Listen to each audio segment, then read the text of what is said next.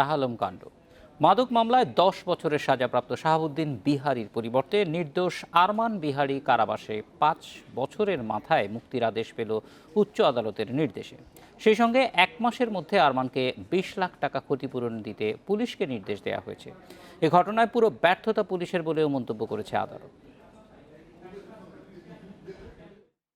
বিনা দোষে 5 বছর ধরে কারাগারে থাকা আরমানের মুক্তির বিষয়ে শুনানির জন্য বৃহস্পতিবার দিন ধার্য ছিল উচ্চ আদালতে।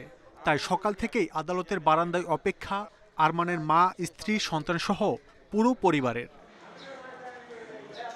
বিচারপতি মোহাম্মদ মুজিবুর রহমান মিয়া ও বিচারপতি মহিউদ্দিন শামীমের হাইকোর্ট বেঞ্চে রিট আবেদনের শুনানি হয়।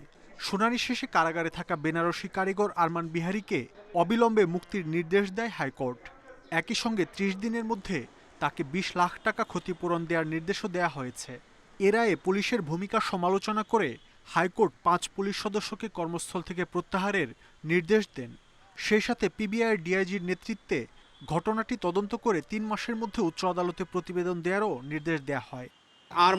আরমানের ফ্যামিলি যারা আছেন এবং অন্যান্য পুলিশ অফিসার যারা এখানে অভিযুক্ত আছেন তাদের সবার সাক্ষ্য গ্রহণ করে তাদের জবানবন্দি নিয়ে এই নিরপেক্ষভাবে তদন্ত করার নির্দেশ দেওয়া হয়েছে এবং এই তদন্তটি সম্পন্ন করতে হবে আগামী 3 মাসের মধ্যে।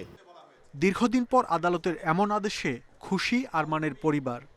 ওরে মুক্তি দেন আর যা ওর ক্ষতিপূরণ দিবেন ওর বাচ্চার ওর ভবিষ্যতের জন্য, ওই ডাল রুটি করে যেমন খাইতে পারে। অত জীবন শেষ হয়ে গেছে।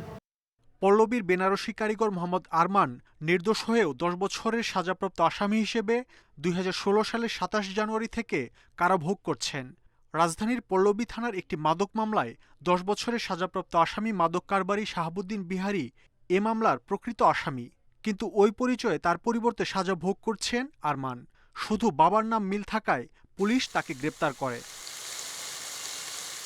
গণমাধ্যমে প্রকাশিত প্রতিবেদন যুক্ত করে একটি মানবাধিকার সংগঠনের পক্ষে হাইকোর্টে রিট করে ল অ্যান্ড লাইফ ফাউন্ডেশন। পরে 2019 সালের 23 এপ্রিল হাইকোর্ট মামলার নথি তলব করে রুল জারি করেন। রুলে আরমানকে আটক রাখা কেন অবৈধ ঘোষণা করা হবে না, তাকে কেন মুক্তি দেয়া হবে না এবং তাকে যথাযথ ক্ষতিপূরণ দিতে কেন নির্দেশ দেয়া হবে না তা জানতে চায় হাইকোর্ট। সেই রুলের চূড়ান্ত শুনানি শেষে মুক্তির আদেশ আরমান বিহারীর। মাহমুদ শরীফ, ইন্ডিপেন্ডেন্ট নিউজ, ঢাকা।